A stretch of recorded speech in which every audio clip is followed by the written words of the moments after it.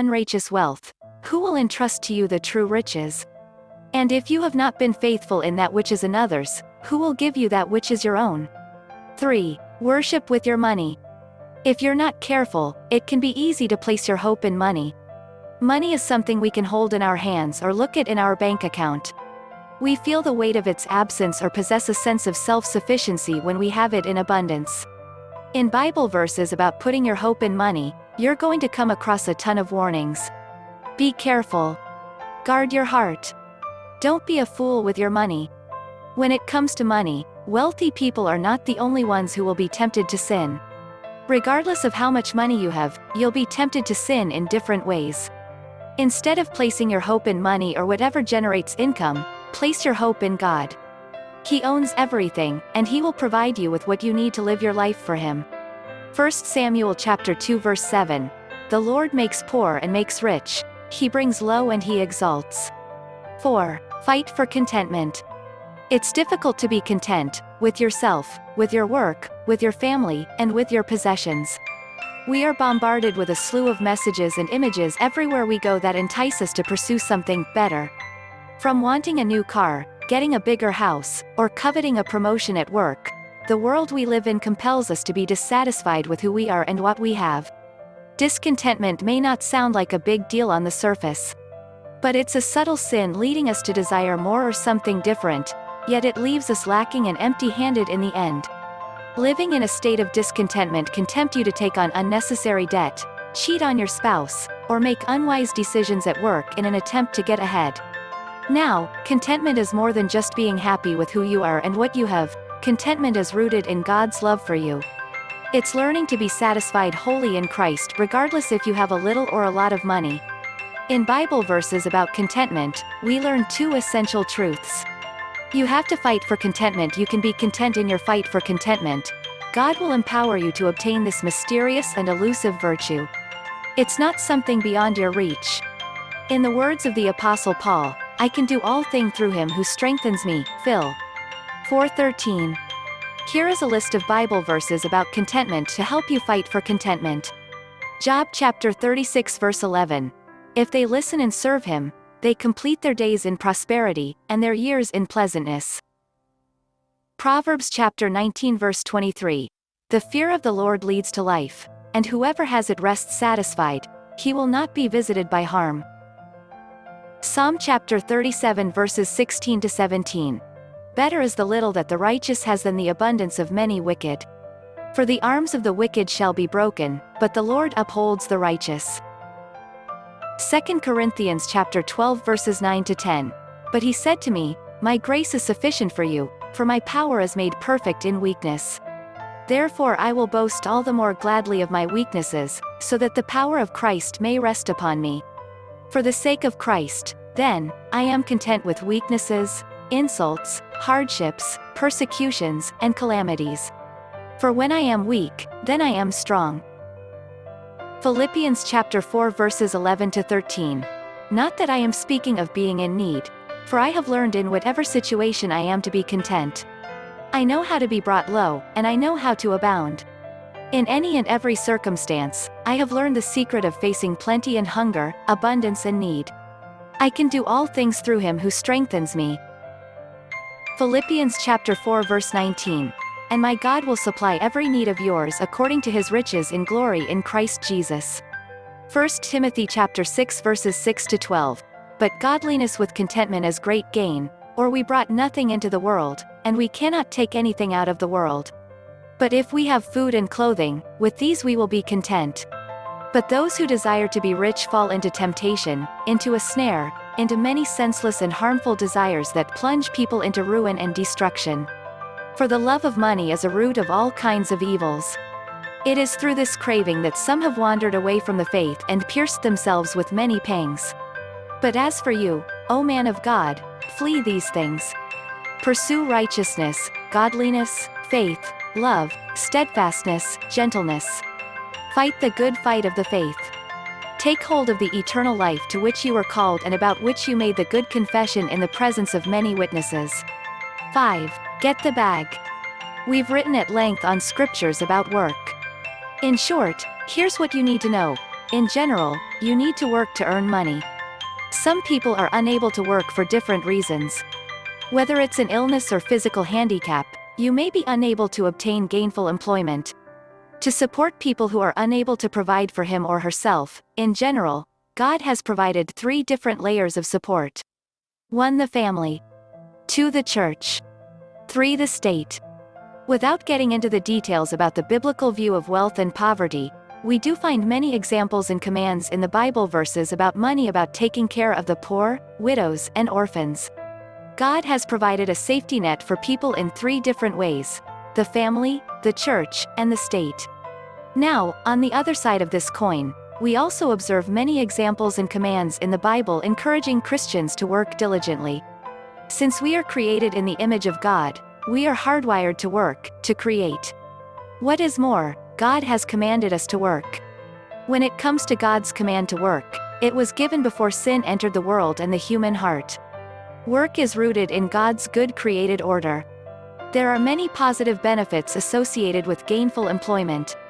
However, since sin has entered the world, we will be tempted to worship work, make it our God, reject work, become lazy, or twist work, do something sinful. In Christ, God redeems work. He took the thorns and thistles we work among, General 1:18, and he wore a crown of thorns on his head as a reminder that he is the kind of kings and the Lord of lords, Reverend 19:16. 6. Do not be greedy. Who is a greedy person? Is it a politician? How about the CEO of a multi-billion-dollar company? Or are athletes, musicians, or actors or actresses greedy? Regardless of what image comes to your mind, here's something you need to know about greed.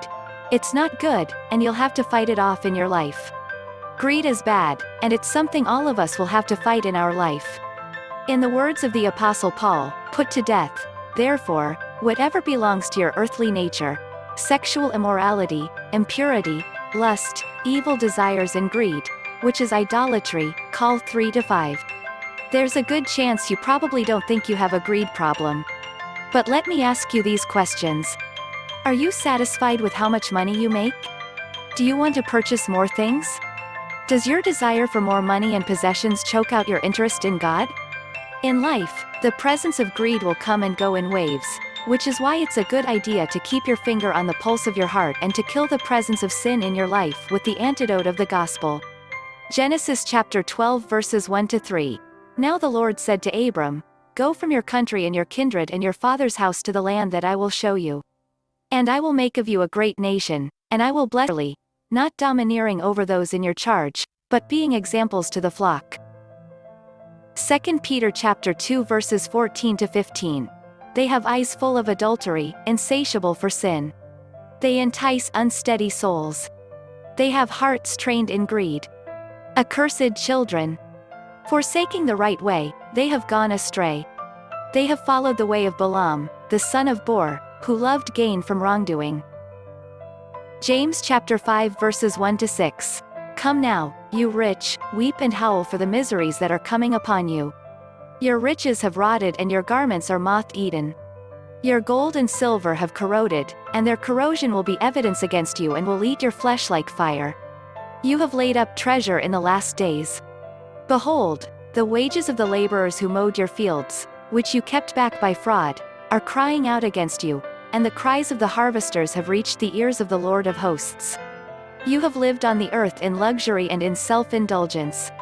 You have fattened your hearts in a day of slaughter. You have condemned and murdered the righteous person. He does not resist you. 7. Be cautious about debt. There's a good chance you have financial debt. How can I make such a bold statement? Simple. According to research, total household debt in the United States was $13.15 trillion at the end of 2017. So there's a good chance you have some debt. Since debt is so common in the United States, and is the leading cause of financial stress, it's essential to get God's perspective on debt so that you can best manage your finances. So what does the Bible say about debt?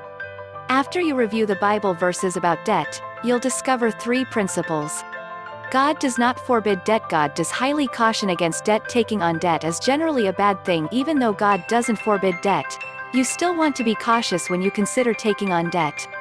It's also a good idea to seek the advice of a financial advisor or godly counsel to speak into your financial situation. If you are in debt, not including your mortgage, prayerfully consider the steps you can take to get out of debt as soon as possible, especially when it comes to paying off credit cards. Deuteronomy chapter 28 verse 12. The Lord will open to you his good treasury, the heavens, to give the rain to your land in its season and to bless all the work of your hands. And you shall lend to many nations, but you shall not borrow. Ecclesiastes chapter 5 verse 4. When you vow a vow to God, do not delay paying it, for he has no pleasure in fools. Pay what you vow. Proverbs chapter 6 verses 1 to 5. My son, if you have put up security for your neighbor, have given your pledge for a stranger, if you are snared in the words of your mouth, caught in the words of your mouth, then do this, my son, and save yourself, for you have come into the hand of your neighbor.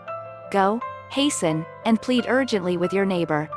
Give your eyes no sleep and your eyelids no slumber. Save yourself like a gazelle from the hand of the hunter, like a bird from the hand of the fowler. Proverbs chapter 20 verse 16.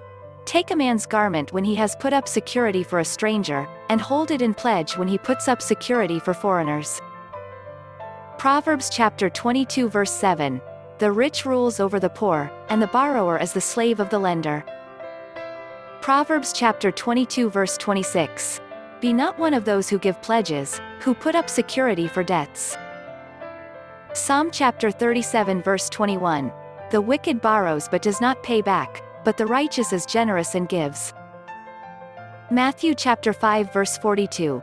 Give to the one who begs from you, and do not refuse the one who would borrow from you. Matthew chapter 6 verse 24.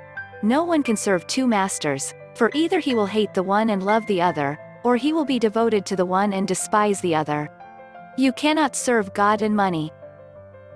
8. Manage your money.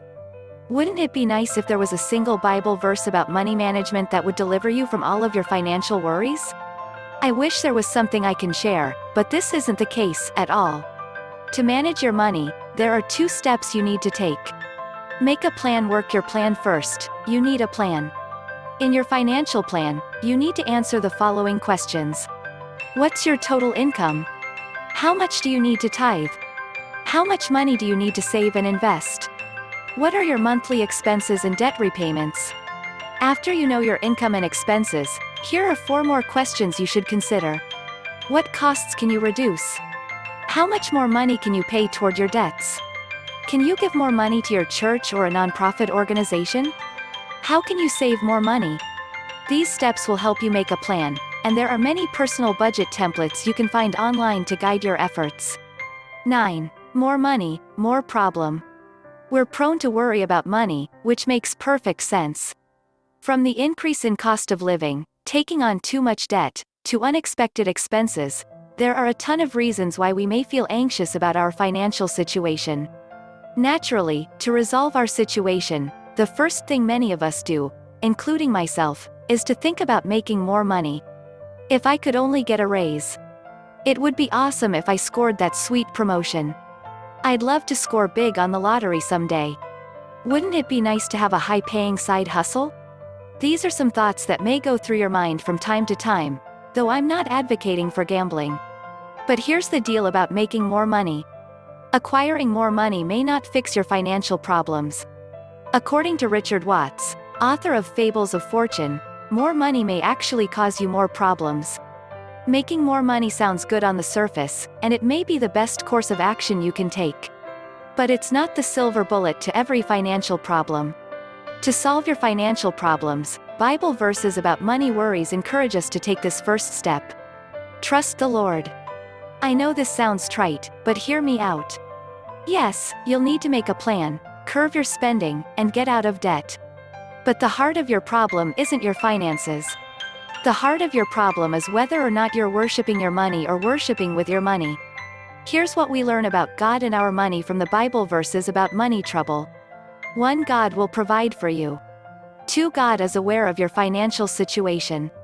3. God will forgive you if you've made sinful financial choices. 4. God doesn't want you to worry about money. 5. God wants you to know that life is more about your relationship with God. 6. God wants you to seek Him first before you go after more money. Today, if you're feeling stressed about your financial situation, take a moment to read these Bible verses about money worries, meditate on them, and take a break to pray. Bible verses about money. 1 Chronicles chapter 29 verse 14. But who am I, and what is my people, that we should be able thus to offer willingly? For all things come from you, and of your own have we given you. Ecclesiastes chapter 5 verse 10. He who loves money will not be satisfied with money, nor he who loves wealth with his income. This also is vanity. Proverbs chapter 3 verses 9 to 10. Honor the Lord with your wealth and with the first fruits of all your produce. Then your barns will be filled with plenty, and your vats will be bursting with wine. Proverbs chapter 11 verse 28. Whoever trusts in his riches will fall, but the righteous will flourish like a green leaf. Proverbs chapter. Not as the world gives do I give to you. Let not your hearts be troubled, neither let them be afraid. Philippians chapter 4 verse 6.